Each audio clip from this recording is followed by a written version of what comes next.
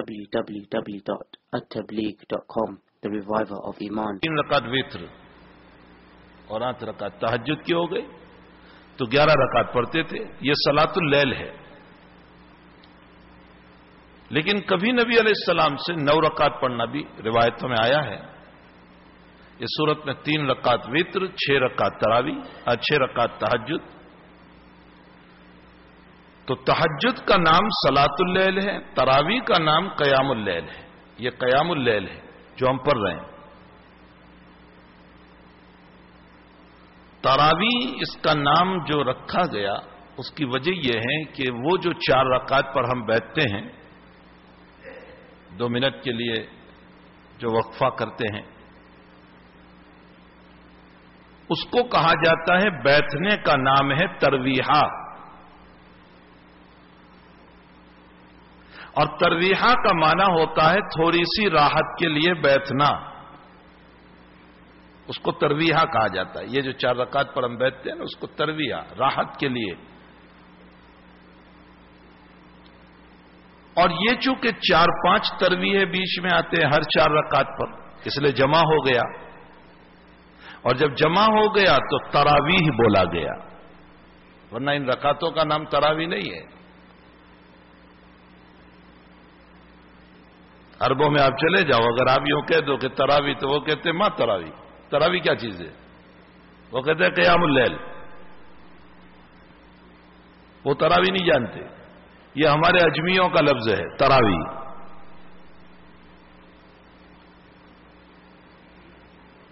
तो हजरत उमर रदी अल्लाह तआला अन्हु के दौर में ये नहीं था कि तरावी नहीं थे, लेकिन इनफिरादन पढ़ते थे सब। तो हजरत ने सोचा कि ऐसा क्यों ना हो कि सब एक इमाम के पीछे जमा हो जाएं और तरावी पढ़ी जाए। तो हजरत उमर रदी अल्लाह तआला अन्हु ने अक़रउल कौम, जिनको नबी करीम सल्लल्लाहु अलैहि वसल्लम ने अक़रउल कौम कहा था कि मेरे कौम में, मेरे सहाबा में, मेरी उम्मत में सबसे बड़ा कारी मेरा उबई है। अक़रउल कौम उबई इब्न काब। अल्लाह के नबी ने खुद फरमाया मेरी उम्मत का सबसे बड़ा कारी उबई इब्न काब है।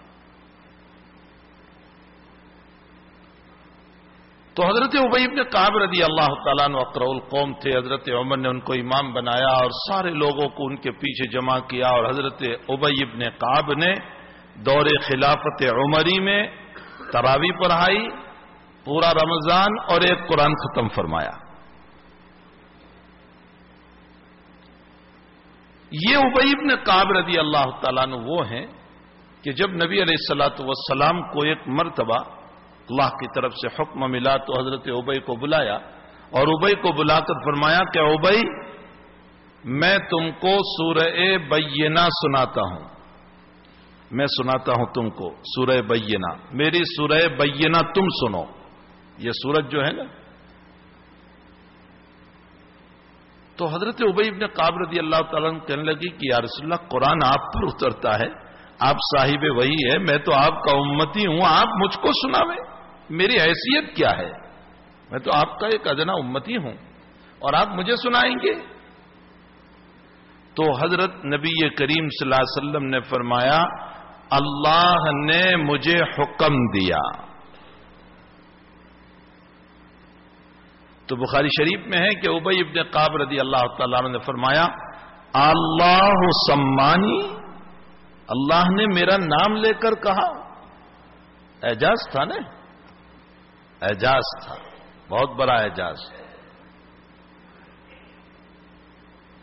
या तुम्हारे इलाके का अगर कोई कमिश्नर हो, गवर्नर हो और वो तुम्हारा नाम ले ले तो फूले नहीं समाते,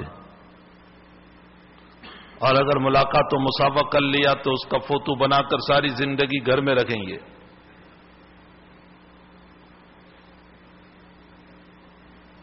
तो सारी कायनात का मालिक, खालिक, पालनहार, वजूद देने वाला, जर्रा जर्रा का मालिक, और वो आसमानों पर बैठ कर यूं कह रहा है कि उबई से कुरान सुनो, तो कितनी खुशी हुई होगी हजरत उबई रदी अल्लाह तआला अन्हु को। इसलिए खुशी में पूछा, अल्लाह सम्मानी, अल्लाह ने मेरा नाम लिया। تو اللہ کے نبی نے فرمایا نعم اللہ سماک، ہاں اللہ نے تیرا نام لیا اور سورت بھی متعین فرمائی کہ سورہ بینہ سناؤ اپنے ابی کو. اور پھر جناب رسول اللہ صلی اللہ علیہ وسلم نے سورہ بینہ سنائی حضرت ابی رضی اللہ تعالیٰ عنہ. اس میں بڑی حکمتیں ہیں، بہت ساری باتیں ہیں کہ سورہ بینہ کی تخصیص کیوں فرمائی.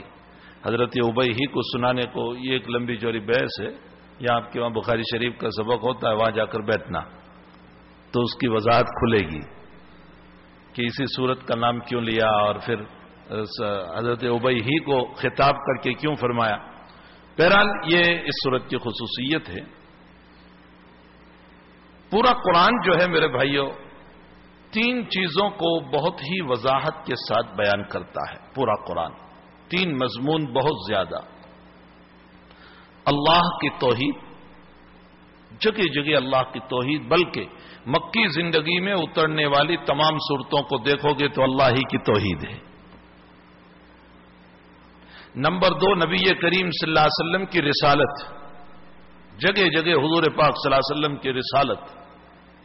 اور نمبر 3 مرنے کے بعد دوبارہ زندہ ہونا. جگہ جگہ قرآن کریم میں اللہ تعالیٰ نے اس مضمون کو بیان کیا کہ مرنے کے بعد دوبارہ تمہیں زندہ ہونا ہے. اسی لیے کئی آیتوں میں اللہ تعالیٰ نے فرمایا کہ یہ مشرکین یوں کہتے ہیں اذا کننا ترابا، ہم مٹی ہو جائیں گے، عظاما نخرا، اور ہماری ہڈیاں کھوکھلی ہو جائے گی. قبر میں جانے کے بعد یہی تو ہوگا، ہم مٹی ہو جائیں گے، ہماری ہڈیاں کھوکھلی ہو جائے گی. کیا اس سے اللہ پیدا کرے گا؟ محمد تیرا رب اس سے پیدا کرے گا؟ اور کبھی اللہ تعالیٰ قرآن میں ان لوگوں کے قول کو نقل کرتے ہوئے کہتا ہے کہ کیا ہم پہلی مرتبہ پیدا کرنے سے تھک گئے؟ پہلی مرتبہ جب تمہیں بنایا تھا تو ہم تھک گئے تھے، تو پھر دوسری مرتبہ ہمارے لیے تجھے پیدا کرنا تو بہت آسان. ہم نے پہلے جب تجھے پیدا کیا تو کوئی ہم نے آرکیٹیکٹ نہیں بلایا تھا، کوئی انجینئر نہیں بلایا تھا کہ تو ہمیں انسان کا نقشہ بنا دے. اللہ نے کوئی انجینئر بلایا تھا، کوئی آرکیٹیکٹ بلایا تھا کہ انسان کیسا ہونا چاہیے، اور ہاتھی کیسا ہونا چاہیے، اور بیل کیسا ہونا چاہیے، اور فرشتہ کیسا ہونا چاہیے. کیا اللہ نے کوئی آرکیٹیکٹ اور انجینئر بلایا تھا؟ کچھ نہیں. اللہ کہتا ہے میں نے خود ہر جانور کو پیدا کیا اور انسان تجھے بھی بہترین شکل میں پیدا کیا. تو ایک مرتبہ تو نہیں تھا اور تجھے وجود میں لے آیا پانی کے قطرے سے، اور اس پانی پر میں نے نقش و نگار کیا. جو گندا پانی تھا، جو چکنا پانی تھا، جو انسان اس کی طرف رغبت نہیں کرتا تھا، ایسے چکنے اور گندے پانی کے اوپر میں نے نقش و نگار کر کے تیرا خوبصورت چہرہ بنا کر اور مزین تجھے کر کے، اور تیرے کان اور آنکھ اور ناک اور سب کچھ بہترین انداز میں پیدا کر کے میں تجھ کو دنیا میں لے آیا. وہ مشکل نہیں تھا. تو اب تو بن چکا ہے، مٹی میں جائے گا، پھر تجھے دوبارہ لانا تو میرے لیے بہت آسان ہے. دوبارہ زندہ کرنا میرے لیے بہت آسان. اسی لیے جناب رسول اللہ صلی اللہ علیہ وسلم نے فرمایا کہ میں اللہ تعالیٰ جو قیامت میں لائیں گے تو کس شکل میں؟ حفاتن عوراتن غرلن. بخاری اور مسلم کی روایت ہے حفاتن عوراتن غرلن، ننگے پاؤں ہوں گے. یہ سوز، یہ چپل کچھ نہیں ہوگا پاؤں میں. قیامت میں جب ہم قبروں سے نکلیں گے کچھ نہیں ہوگا.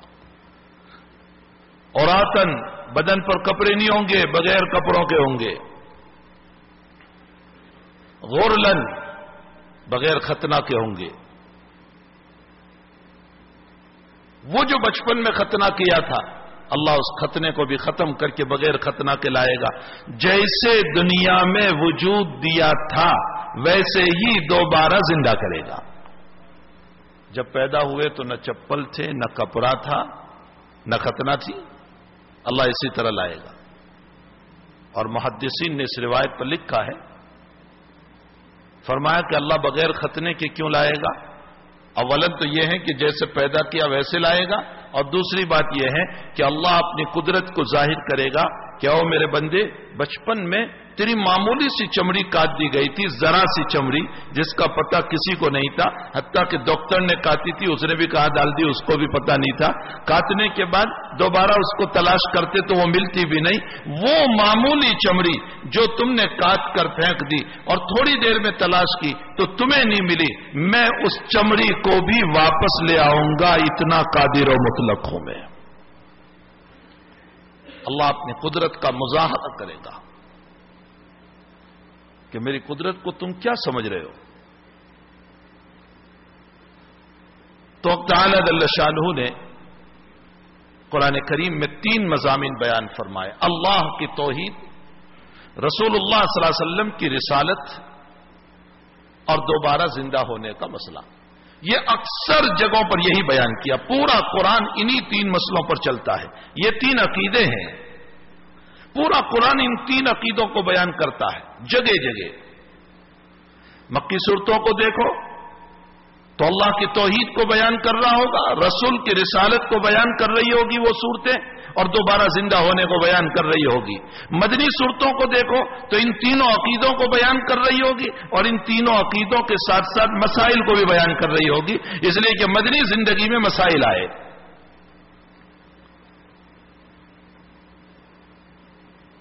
یہ سورت جو ہے سورہ بینہ، اس سورت میں حق تعالی جل شانہ و عما نوالہ نے خاص طور پر نبی علیہ الصلوۃ والسلام کی رسالت کو ثابت فرمایا، رسولوں کی رسالت اور حضور پاک صلی اللہ علیہ وسلم کی رسالت کو اس سورت میں ثابت فرمایا۔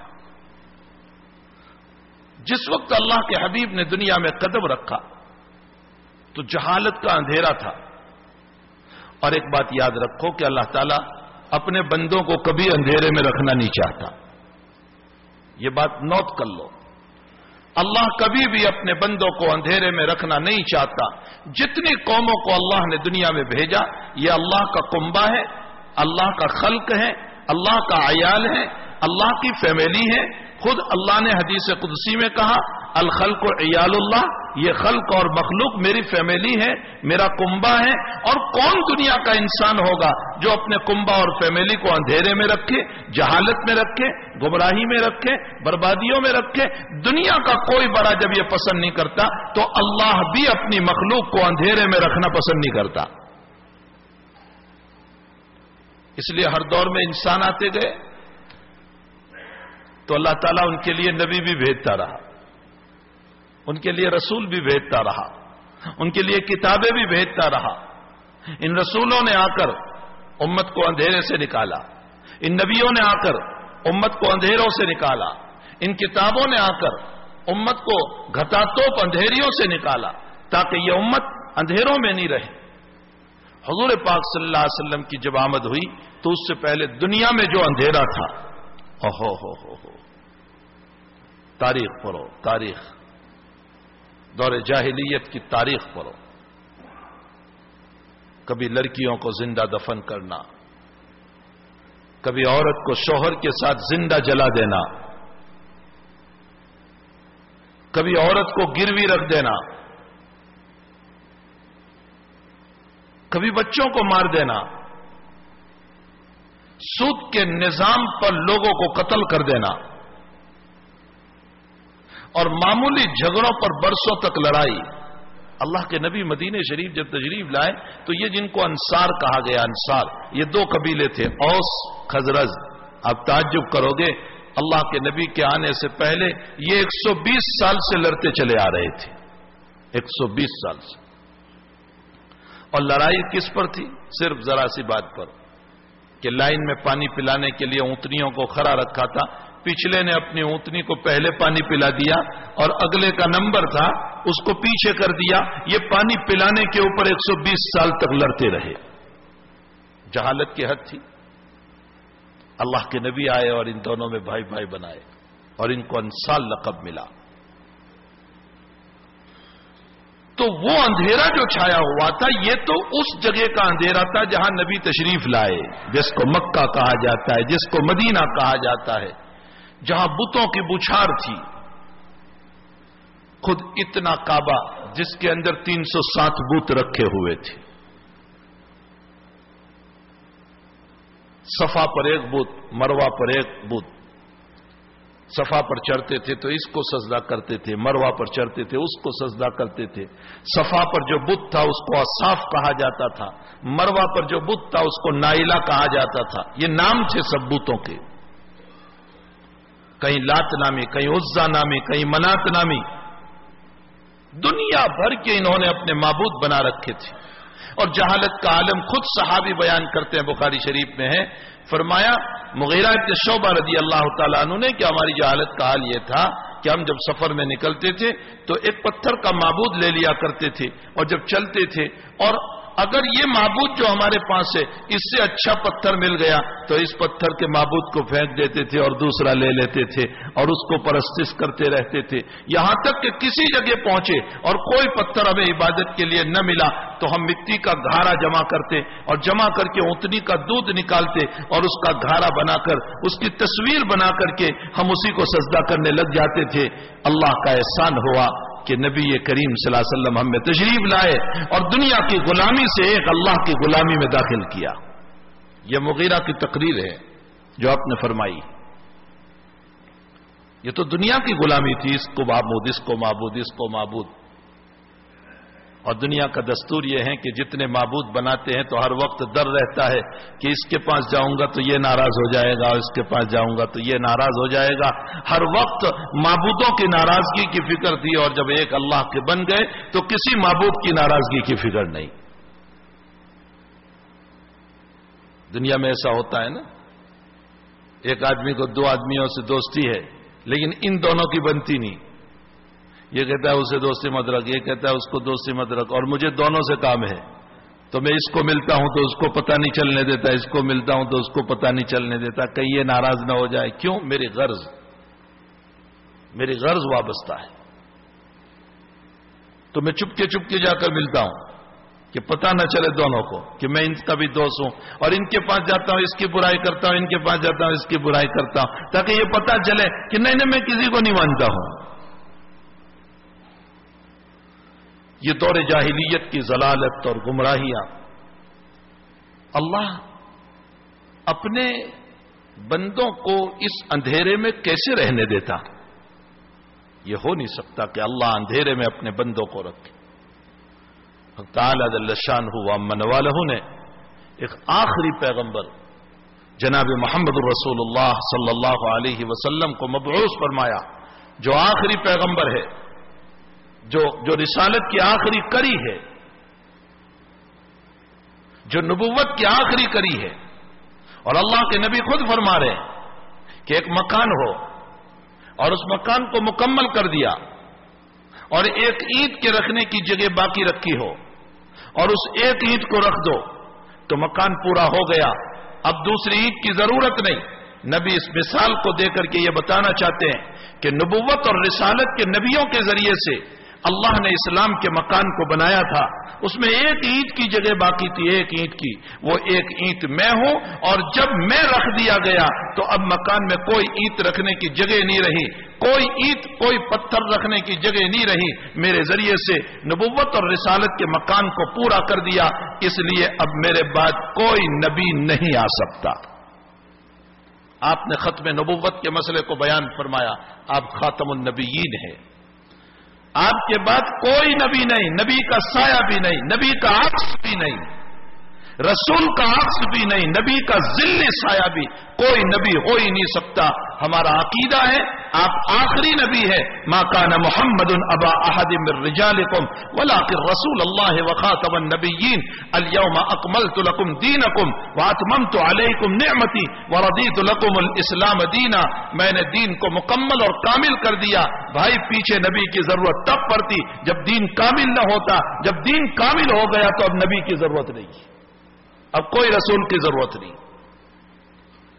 قیامت تک اسی نبی کی رسالت اور اسی رسول کی رسالت اور اسی نبی کی نبوت اور اسی نبی کا قرآن اور اسی نبی کی حدیثیں یہ قیامت تک چلے گی. بات اس کی معتبر ہوگی جو قرآن اور حدیث سے کہے گا، اور اس کی بات کو ٹھکرا دیا جائے گا جو قرآن اور حدیث سے ہٹ کر بات کر رہا ہے، چاہے وہ اپنی جگہ ولایت کے دنگے ہانکتا ہو. پہلے زمانے میں مکان کا افتتاح کیسے ہوتا تھا معلوم؟ اب تو مکان کا افتتاح ایسے ہوتا ہے کہ مکان پورا ہو گیا، مکمل مکان ہو گیا، فرش بھی لگ گیا، سب کچھ ہو گیا، کلر بھی ہو گیا، تو اب مولوی صاحب کو کہتے ہیں کہ ہمارا مکان مکمل ہو گیا، آپ آ کر کے دعا فرما دیجئے، افتتاح کرا دیجئے، تو اب دعا ہوا ہو جاتی ہے۔ یہ آج کل مکان کا افتتاح ہے۔ پہلے زمانے میں مکان کا افتتاح کیسے ہوتا تھا؟ مکان پورا بنا لیتے تھے، ایک اینٹ کی جگہ رہنے دیتے تھے، اور کسی کو بلایا جاتا تھا کہ آپ ہمارے مکان کا افتتاح کیجئے، تو وہ جہاں پتھر رکھنا ہوتا تھا، جس جگہ اس کو کہا جاتا تھا، وہ اینٹ اٹھا کر کے وہ بزرگ، وہ اللہ والا، وہ اینٹ اٹھا کر، وہ پتھر اٹھا کر اس خالی جگہ پر رکھتا تھا، اور جب اس کو رکھ دیا تو مکان مکمل ہو گیا۔ اللہ کے نبی نے اس پرانی افتتاح کی شکل کو سامنے رکھ کر جناب رسول اللہ صلی اللہ علیہ وسلم نے یہ مثال دی کہ اللہ نے نبی اور رسولوں کے ذریعے سے اسلام کے مکان کو تعمیر کیا، اور اس میں ایک اینٹ اور ایک پتھر کی جگہ باقی تھی، وہ ایک اینٹ اور ایک پتھر میں ہوں، میرے ذریعے سے نبوت اور رسالت کا مکان پورا ہو گیا۔ اور جب مکان پورا ہو گیا، اس کے بعد اگر تم یہاں کوئی اینٹ رکھ دو، وہاں کوئی پتھر رکھ دو، تو مکان بھدی معلوم ہوتا ہے۔ حضور کے بعد اگر کوئی نبوت کا دعویٰ کرے تو مکان بھدی معلوم ہوگا، نبوت اور رسالت کے مکان کو اللہ بھدی نہیں بننے دے گا۔ تو بہرحال اللہ کے حبیب پاک صلی اللہ علیہ وسلم اس غطا توپ اندھیرے میں تشریف لائے۔ اس سورت کے اندر آپ کی رسالت کو بیان کیا گیا۔ لم یکن الذین کفروا من اہل الکتاب والمشرکین منفکین حتی تأتیہم البینہ۔ اہل کتاب اور مشرکین، اہل کتاب اور مشرکین۔ اہل کتاب کس کو کہتے ہیں؟ اہل کتاب کہتے ہیں یہود اور نصارہ کو، یہ اہل کتاب ہے۔ ان کو اہل کتاب کیوں کہا گیا؟ اس لیے کہ اللہ نے ان کے اوپر کتاب اتاری تھی۔ یہود پر کتاب اتری تورات، اور تورات سے پہلے کچھ صحیفے اترے تھے، قرآن کریم میں اس کا بھی ذکر ہے، صحف موسیٰ، صحف ابراہیم و موسیٰ، تو کچھ صحیفے اترے تھے۔ بہرحال اللہ تعالیٰ نے بنی اسرائیل پر اپنی کتاب تورات اتاری، ان میں نبی بھیجے، اور روایتوں میں ہے کہ قریباً 4000 انبیاء کرام علیہم الصلاۃ والتسلیم صرف بنی اسرائیل میں تشریف لائے، بہت سارے انبیاء ان میں آئے، اور ان کی کڑی یہ ہے کہ ابراہیم علیہ الصلاۃ والسلام جو نبیوں کے دادا ہیں، اور ابراہیم علیہ السلام کو اللہ نے 2 بیٹے دیے، ایک کا نام اسحاق اور ایک کا نام اسماعیل۔ اسحاق علیہ الصلاۃ والسلام سے پیدا ہوئے یعقوب علیہ الصلاۃ والسلام، یعقوب علیہ الصلاۃ والسلام سے پیدا ہوئے 12 بیٹے، ان 12 بیٹوں کے اندر ایک کو اللہ نے نبی بنایا، یوسف علیہ الصلاۃ والسلام۔ پھر ادھر ابراہیم علیہ السلام کے بیٹے بھتیجے ہیں لوط، اللہ نے لوط علیہ السلام کو بھی نبوت عطا فرمائی، وہ ابراہیم پر ایمان لائے تھے اور اللہ نے ان کو نبوت عطا فرمائی۔ اور عراق میں ایک جگہ تھی صدوم جگہ پر ان کو نبی بنا کر کے بھیجا تھا کہ جاؤ تم خاص طور پر اس قوم کی اصلاح کرو، اور لوط علیہ السلام وہاں گئے اور ان کی اصلاح کی، لیکن ان کی اصلاح نہ ہو سکی، اور انہوں نے عورتوں کو چھوڑ کر مردوں سے شہوت رانی کی۔ نتیجہ یہ ہوا کہ جبریل کے ذریعے سے اللہ تعالیٰ نے ان کو اٹھا کر کے تباہ و برباد کر دیا۔ وَأَمْطَرْنَا عَلَيْهِمْ مَطَرًا فَسَاءَ مَطَرُ الْمُنذَرِينَ۔ اور پھر یہ نبوت کا سلسلہ جب آگے چلا تو پھر موسیٰ علیہ الصلوۃ والسلام تشریف لائے، جو موسیٰ ابن عمران ہے، اور اللہ تعالیٰ نے موسیٰ علیہ الصلوۃ والسلام جب دنیا میں مبعوث ہوئے تو آپ کی پیدائش بنی اسرائیل قوم میں ہوئی۔ بنی اسرائیل نام تھا یعقوب علیہ السلام کا، یعقوب علیہ السلام کا دوسرا نام اسرائیل تھا، اور یعقوب علیہ الصلوۃ والسلام کی اولاد کو बनी इसराइल कहा गया। बनु का माना बेटे, याकूब के बेटे, इसराइल के बेटे, इसलिए उनको बनु इसराइल कहा गया। ये जो बनी इसराइल चले हैं, ये याकूब अलैहिस्सलाम के जो 12 बेटे थे, यूसुफ अलैहिस्सलाम और उनके 11 भाई, उनसे जो नस्ल चली है उनको बनी इसराइल कहा गया। ये यहूद की असल है। और जब ये बहुत कबीलों में फैली, इनके 12 कबीले बने और फिर कबीले बढ़ते चले गए, तो ताला जल्ल शानू ने उस मौके पर उनमें एक नबी भेजा जो मूसा अलैहिस्सलातु वस्सलाम है, जो रसूल भी है। जिस वक्त मूसा अलैहिस्सलाम की आमद हुई है, उस वक्त बनी इसराइल मिस्र में थे। असल बनी इसराइल का मकान जो है फलस्तीन है, इसलिए कि याकूब अलैहिस्सलातु वस्सलाम फलस्तीन में रहते थे। याकूब के वालिद इसहाक अलैहिस्सलाम फलस्तीन में रहते थे। इसहाक अलैहिस्सलाम के वालिद इब्राहिम अलैहिस्सलातु वस्सलाम फलस्तीन में रहते थे। तो इब्राहिम, याकूब और इसहाक ये सब फलस्तीन में रहते थे। और इस्माइल अलैहिस्सलाम जो इब्राहिम अलैहिस्सलाम के दूसरे बेटे थे, खुद इब्राहिम अलैहिस्सलातु वस्सलाम ने हजरत हाजर उनकी मां के साथ उनको उस जगह आबाद किया था जहां इस वक्त मक्कतुल मुकर्रमा है। जो पूरा वाकया है कि बचपन से उनको वहीं छोड़ा, वहीं बड़े हुए, वहीं परवान चढ़ा, वहीं उनकी फैमिली हो गई। तो इस्माइल बचपन से उस जगह पर गए जिसको हम मक्का कहते हैं, और इसहाक अलैहिस्सलाम और उनके बेटे याकूब अलैहिस्सलातु वस्सलाम ये फलस्तीन में रहे। फिर याकूब को 12 बेटे हुए और फिर भाइयों ने यूसुफ से हसद किया, और जिसके नतीजे में फलस्तीन में एक जगह थी कनान, कनान के कुएं में यूसुफ अलैहिस्सलाम को डाल दिया, और फिर यूसुफ अलैहिस्सलातु वस्सलाम को निकाला गया और मिस्र के मार्केट में, बाजार में बेचा गया। और फिर मिस्र के बादशाह के वहां आपको परवान चढ़ा, और वहां परवान चढ़ने के बाद आप वहीं बड़े हुए, और बड़े होने के बाद जो वाकयात हुए, उसके बाद आप जेल में गए, और फिर जेल से निकले, अल्लाह ने आपको नबुव्वत अता फरमाई, और मिस्र की बादशाहत अल्लाह ने आपको अता फरमा दी। अब आप वहां बादशाह बने मिस्र के अंदर। आपका असल वतन मिस्र नहीं है, आपका असल वतन तो फलस्तीन है, लेकिन वहां बादशाह बने और वहीं रहने लगे।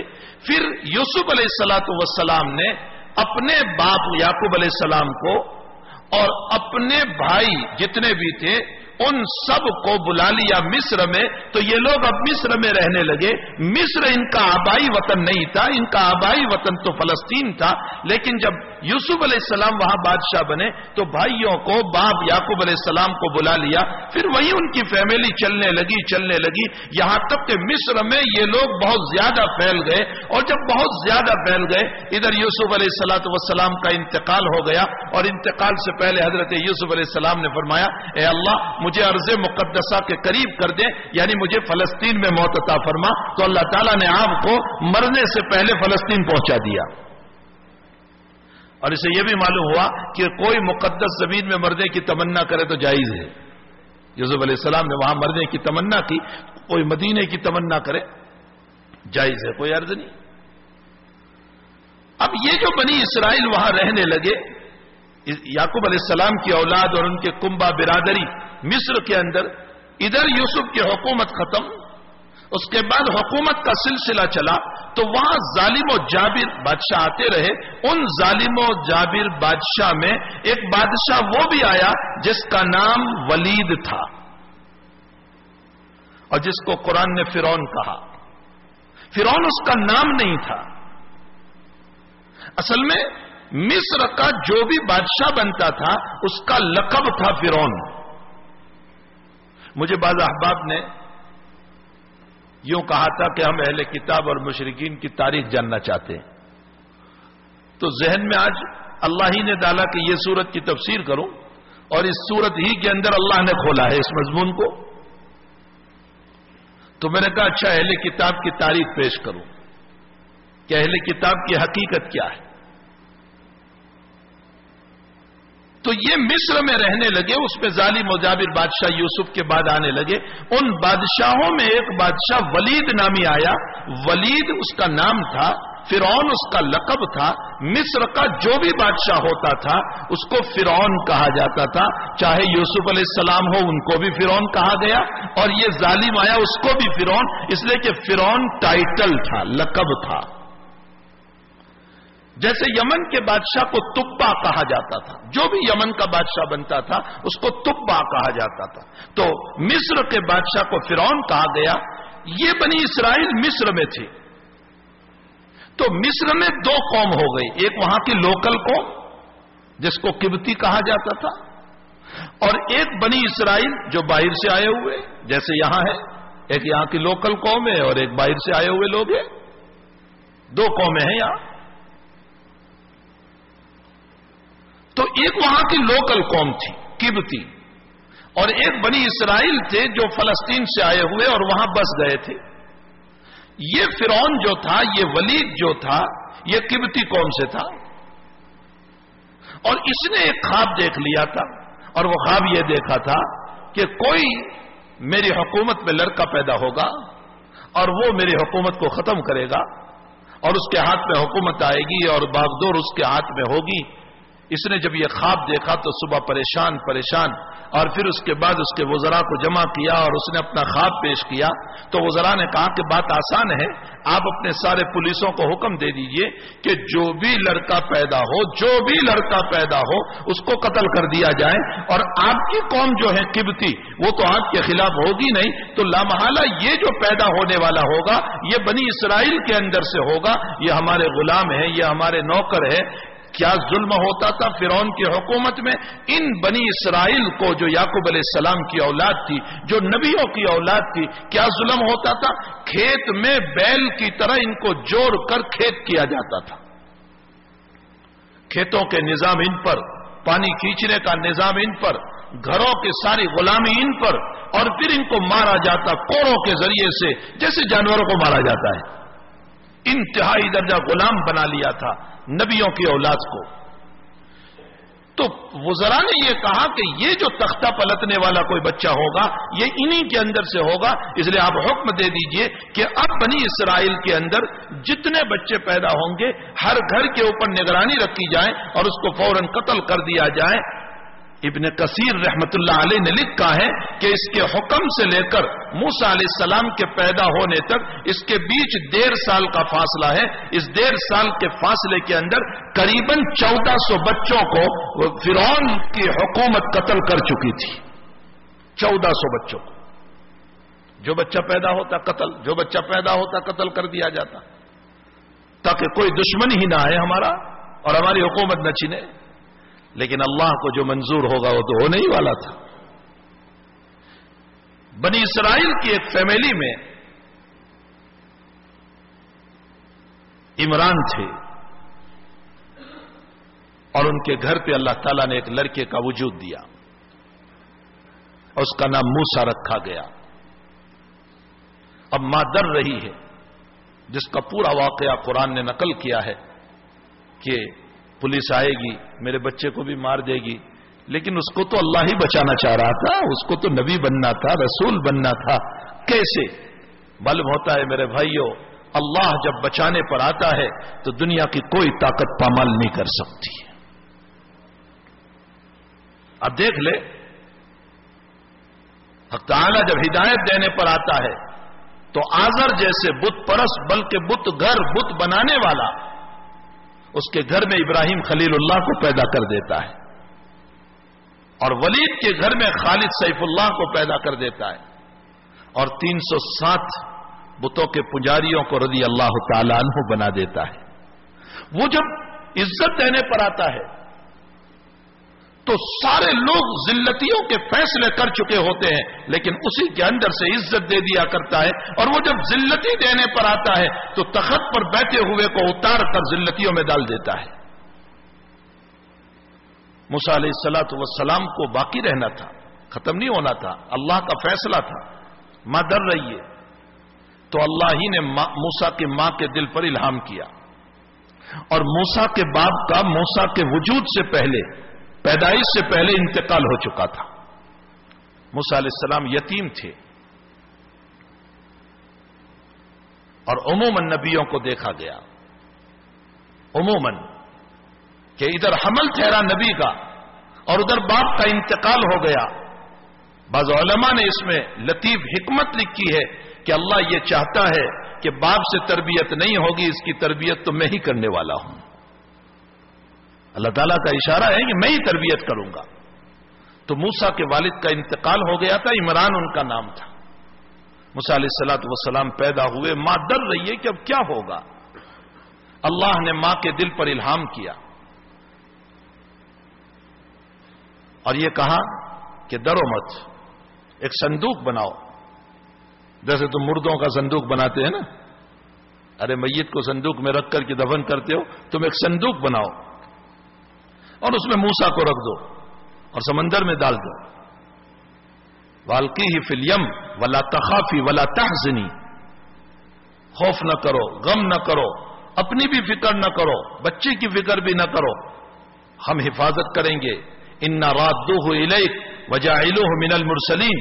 اوہو، پیدا ہوتے ہی اللہ نے جب یہ تمغہ سنا دیا کہ اے ماں تو ڈر مت، اے میری بندی تو ڈر مت، اس کو ڈال دے سمندر میں، ہم اس کو دوبارہ تیرے پاس لے آئیں گے. اب کیسے لائیں گے؟ پانی میں ڈالنے کے بعد یہ اللہ کا نظام ہوگا، یہ اللہ کا نظام. وہ یوسف کو کنویں میں دلوا کر کے جب بادشاہ بنا سکتا ہے، کنویں میں دلوا کر جب وہ بادشاہ بنا سکتا ہے، تو وہ سمندر میں دلوا کر ماں کے پاس واپس بھیج دے تو اس میں کیا اشکال ہو سکتا ہے. تو میں تو ڈال دے اس کو، انا رات تو ہو ہی رہے، اس بچے کو دوبارہ ہم تیرے پاس لے آئیں گے، اور صرف لائیں گے نہیں، وجاعلوہ من المرسلین، اور ہم اس کو نبیوں میں سے، رسولوں میں سے بنانے والے ہیں. پہلے یہ ایڈوانس سنا دیا، ہم اس کو رسولوں میں سے بنانے والے ہیں. ماں نے ہمت کر کے صندوق میں چھوٹے سے بچے کو رکھ دیا اور سمندر میں ڈال دیا، اور وہ بہتا بہتا ادھر ادھر جو ہے موجوں میں تھپیرے کھاتے ہوا وہ چلتا رہا صندوق. اور اتنے میں فرعون کا مکان چونکہ سمندر کے کنارے تھا، اور اس نے دیکھا، اس کی بیوی نے، کہ کوئی صندوق بہ رہا ہے، تو منگوایا اور کھولا گیا تو خوبصورت، اس لیے کہ امت میں نبی سے بڑھ کر خوبصورت کوئی نہیں ہوتا، سب سے زیادہ خوبصورت نبی ہوتا ہے. اللہ تعالیٰ اپنے انبیاء کو خوبصورتی بھی عطا فرماتے ہیں اور تمام عیبوں سے پاک بھی پیدا کرتے. نبی میں کوئی عیب نہیں ہوتا. آپ نے نہیں سنا ہوگا کہ کوئی نبی پاؤں سے معذور پیدا ہوا، کوئی نبی ہاتھ سے معذور پیدا ہوا، کوئی نبی دماغ سے معذور پیدا ہوا، کبھی آپ نے نہیں سنا ہوگا. اللہ اپنے انبیاء کو تمام، ہاں چھوٹی موٹی بیماریاں آتی رہتی ہے، بخار کا آنا، نزلے کا ہونا، وقتی طور پر ٹیمپرری طور پر آنکھ کا چلا جانا، جیسے یعقوب علیہ السلام کے سلسلے میں اللہ نے دی تھی، پھر ٹیمپرری طور پر وہ آنکھوں کی بینائی چلی گئی، پھر اللہ نے دوبارہ وہ ایک معجزے کو ظاہر کرنا تھا، ورنہ انبیاء تمام عیوب سے پاک پیدا ہوتے ہیں. تو نبی سے بڑھ کر خوبصورت کوئی نہیں. موسیٰ علیہ السلام معصوم صورت بچہ ہے، کھولا گیا تو آسیہ اور فرعون کی اولاد نہیں تھی. آسیہ نے کہا کہ ہم اس کو اپنی اولاد بنائیں گے، بڑا خوبصورت بچہ ہے، یہ تو کسی کا پھینکا ہوا بچہ ہے، چلو ہم اس کو اپنی اولاد بنا لیں گے. لے لیا اس بچے کو. بہرحال بیوی کی بات کو مان کر کے فرعون نے اپنے گھر میں، اللہ کا نظام تو دیکھیں کہ جب وہ بنانے پر آ رہا ہے تو جو دشمن ہے اسی کے گھر میں پروان چڑھوا رہا ہے. نظام خداوندی تو دیکھیں. موسیٰ علیہ السلام وہاں مکان میں پہنچے، اب بھوکے ہیں، کھانا کھلانا ہے، دودھ پلانا ہے. تو یہ ڈبے وبے کا نظام تو اس زمانے میں تھا نہیں کہ چلو ڈبے منگوا کر فرعون پلا دیتا، جو آج کل نظام ہے. یہ ڈبوں کا نظام نہیں تھا جس میں بچے ڈبے ہو جاتے ہیں پورے.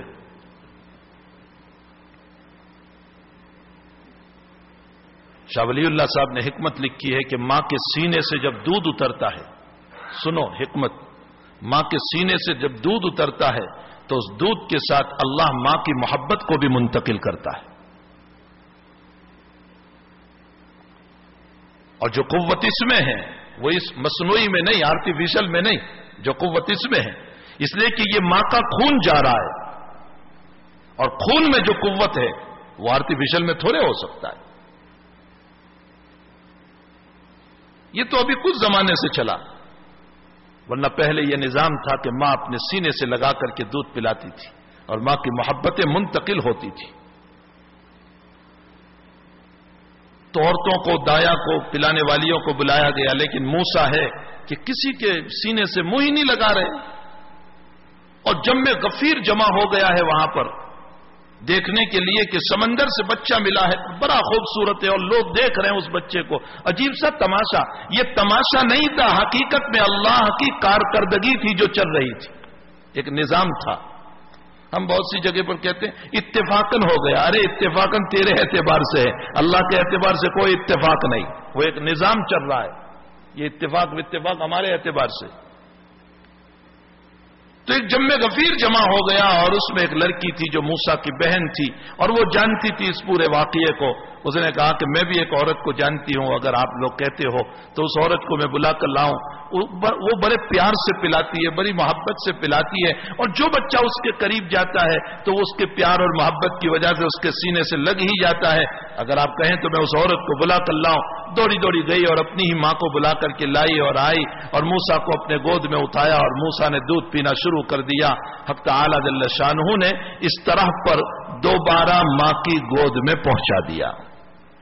اِنَّا رَادُّوهُ إِلَيْكَ، ماں کو جو اللہ نے کہا تھا کہ ہم تیرے گود میں پہنچا دیں گے، اِنَّا رَادُّوهُ إِلَيْكَ، اور صرف پہنچایا نہیں، فرعون نے کہا کہ اچھا جاؤ تم اس بچے کو لے جاؤ ہمارے اور اپنے گھر لے جاؤ، اس کی تربیت کرو اور اس کو دودھ پلاؤ، اس کو بڑا کرو، ہم مہینے کا تمہیں 1 درہم دے دیا کریں گے۔ حق تعالیٰ نے صرف بچہ نہیں دیا بلکہ اوپر سے موسیٰ کی برکت سے کچھ دولت بھی عطا کروا دی۔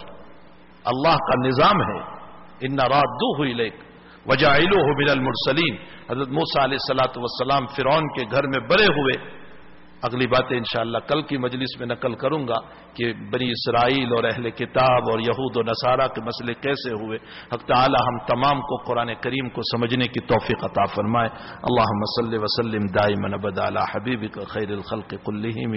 ربنا آتنا فی الدنیا حسنہ وفی الآخرۃ حسنہ وقنا عذاب النار، وفقنا لما تحب وترضى من القول والعمل، وجنبنا الفواحش والمعاصی والخطایا والزلل۔ اللہم آثرنا واغفرنا واصلح لنا شأننا کلہ۔ اللہ ہم سب کے گناہوں کو معاف فرما، ہمیں قرآن فہمی نصیب فرما، ہمیں نبی سے محبت نصیب فرما، ہمیں رسول اللہ کے طریقوں سے محبت عطا فرما، ہمیں آپ کی زندگی سے پیار عطا فرما، آپ کے طریقوں میں ہمیں ہدایت نصیب فرما، آپ کے نقش قدم پر چلنے کی ہمیں توفیق عطا فرما۔ اے اللہ، جو آپ کے راستے کو چھوڑ کر نکلا ہے وہ 2 کوڑی کا مالک تو ہوا ہے لیکن تیری ناراضگی کا شکار ہو گیا ہے، ہمیشہ کی جہنم کا مستحق ہو گیا ہے۔ اللہ، آپ کی ناراضگی سے بھی حفاظت فرما، نبی کی زندگی سے ہٹ کر چلنے سے بھی ہم سب کی حفاظت فرما۔ اللہ ہم تمام کو حضور پاک صلی اللہ علیہ وسلم کی مبارک زندگی پر چلنے کی توفیق عطا فرما۔ اے اللہ، ہمارے بیماروں کو شفا عطا فرما، مرحومین کی مغفرت فرما، پریشان حالوں کی پریشانیوں کو دور فرما۔ اے اللہ، جو بے جاب ہے انہیں جاب نصیب فرما، جن کی دکانوں میں کاروبار نہیں ہے کاروبار عطا فرما، جن کی اولاد نہیں ہے اولاد عطا فرما، جن کی اولاد ہے ان کو آنکھوں کی ٹھنڈک بنا، دین کے داعی بنا، حافظ قرآن بنا، عالم بعمل بنا۔ اے اللہ، اور جن کے گھروں میں جھگڑے ہیں ان جھگڑوں کو ختم فرما، فتنوں کو ختم فرما، ان کے گھروں کو جہنم بننے سے حفاظت فرما، ان کے گھروں کو جنت بنا دے۔ اے اللہ، گھر میں آنے والی تمام بہوؤں کی، اے اللہ، ان کے ساس کو، ان کے خسر کو، اے اللہ، اپنی بیٹی سمجھ کر اس کے ساتھ معاملات کرنے کی توفیق عطا فرما۔ اے اللہ، اس کو اپنی بیٹی سمجھنے کی توفیق عطا فرما الہ العالمین، اور اس بہو کو بھی اپنے ساس اور سسر کو اے اللہ اپنے ماں باپ سمجھ کر ان کی خدمت کے جذبات عطا فرما۔ اے اللہ، گھروں کے جھگڑوں کو ختم فرما، فتنوں کو ختم فرما، بے چینیوں کو ختم فرما، عافیت سب کو عطا فرما، پریشانیاں سب کی دور فرما۔ اللہ ہم سب کی دعاؤں کو اپنے فضل و کرم سے قبول فرما۔ وصلی اللہ علی النبی الکریم برحمتک یا ارحم الراحمین۔